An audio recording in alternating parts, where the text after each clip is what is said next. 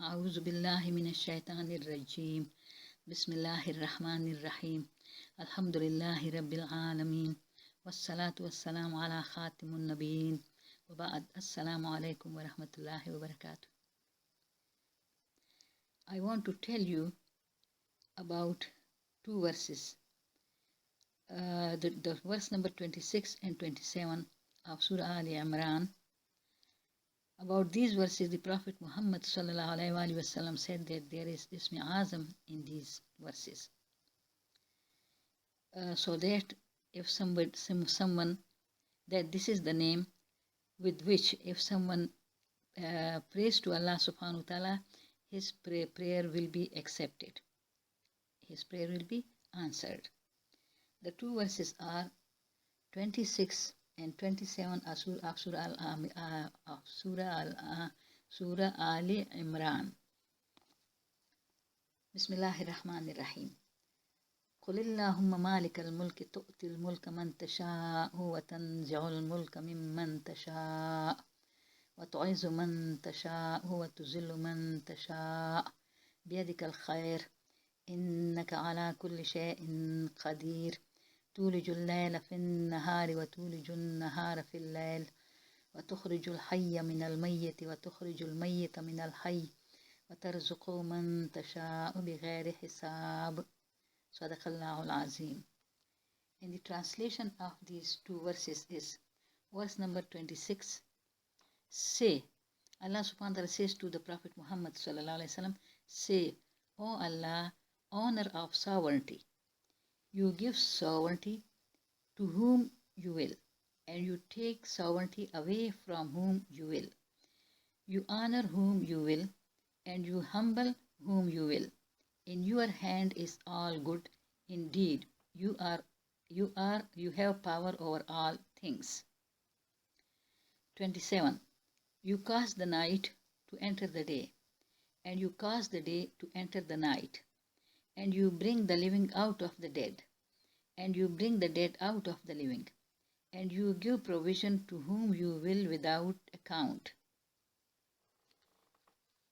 Sadaqallahul Azim. These are the two verses of Surah Al Imran, and I have experienced myself that when I prayed, I recited these two verses, and then I prayed to Allah subhanahu wa ta'ala and asked dua with the barakah, with the blessings of these two verses.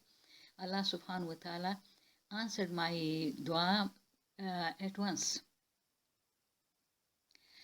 About dua, we must know that there are three possibilities. One possibility is that the dua is answered exactly in the form that we ask. For example, if somebody says, Ya Allah, you make me successful in this exam with good marks, so she will become successful with good marks, and the dua is answered exactly in the form that she wanted. The second possibility is that some type of trouble which was ordained to the person, which is of equal level, Allah subhanahu wa ta'ala protects that person from that trouble. For example, if some accident was ordained for the person makes dua. Dua doesn't appear in the same form as she had asked, but the trouble, the accident, they are protected from that accident. That is again something great, very great. Alhamdulillah Rabbil Alameen. The third possibility is that the dua is stored, and we will get reward for it on the day of judgment. That is another great thing, because on the day of judgment there will be people who, when they are getting reward for dua, they will be surprised. For what thing we are getting this reward? And then they will come to know that actually they had prayed, they had asked dua which didn't appear to them, and that was stored for them. And on the day of judgment we will be in extreme need of reward. So that is even much more better form of the dua that we will get. Uh, According to one hadith, dua is not rejected until the person who makes the dua says that my dua is not accepted. Therefore, please never say my dua is not accepted. Our dua is definitely accepted, because Allah subhanahu wa ta'ala, when we ask Allah subhanahu wa ta'ala to give us something, we supplicate, we ask dua from Allah subhanahu wa ta'ala, then Allah subhanahu wa ta'ala, it becomes like responsibility on Allah subhanahu wa ta'ala that Allah will accept the dua. Allah doesn't reject the dua of the ibad. Another important point is that we should never ask bad dua for evil thing. For example, someone says, let me die. Ya Allah, may you bring death to me. Such dua is not allowed. So dua must be for good things, good dua. Also for other people, we should make good dua, we should not make bad dua. And we will get reward for every dua. Dua is a form of worship. This is proved from the Holy Quran and also from Hadith that dua is worship. Worship is the right of only one single unique God, Allah subhanahu wa ta'ala. We are not supposed to worship anything or anyone else other than Allah subhanahu wa ta'ala, because this is polytheism, this is shirk, which will never be forgiven. If a person died with shirk, without making tawbah, without repenting to Allah subhanahu wa ta'ala, that person will be in hell forever and ever and ever. May Allah subhanahu wa ta'ala protect us. Therefore, please never ask dua from shrines or from a person whom you consider wali. We can ask each other, please make dua for me. But that is in a general way. We make dua for each other and Allah subhanahu wa ta'ala accepts it, and that is allowed. That is good thing.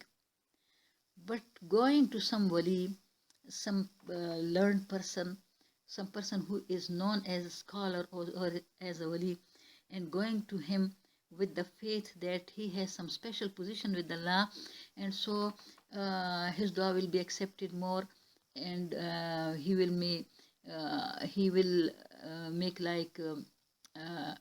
he will intercede with Allah subhanahu wa ta'ala for my dua. That is not allowed. That is again a kind of shirk. The Prophet Muhammad sallallahu alaihi wasallam, one Sahabi requested him to make dua for the Sahabi, as the Sahabi was very ill. The Prophet sallallahu alaihi wasallam advised him to make dua himself because he was in restless condition, and he said that dua is accepted when the person is in restless condition. A person who is restless due to some trouble, his dua is more acceptable. Therefore, we must ask dua ourselves. We must do zikr. We must read such ayat as I read these ayat, ayat number 26, 27 of Surah Al Imran.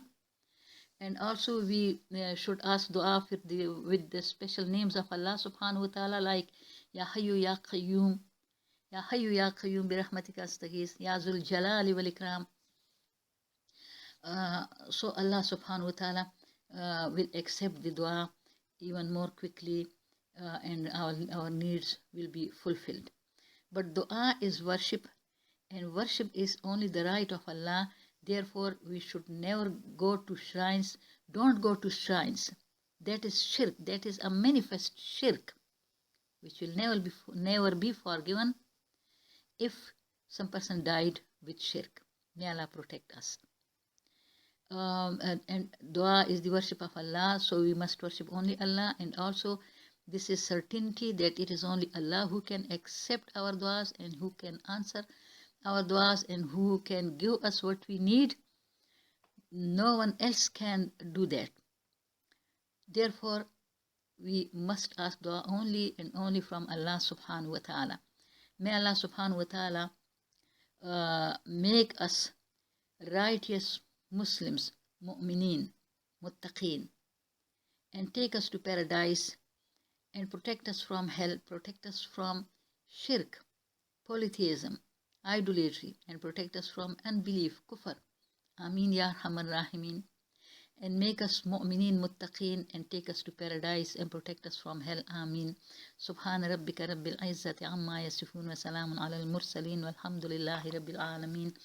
Allahumma salli ala Muhammadin wa ala ali Muhammad kama sallaita ala Ibrahim wa ala ali Ibrahim innaka hamidun majid.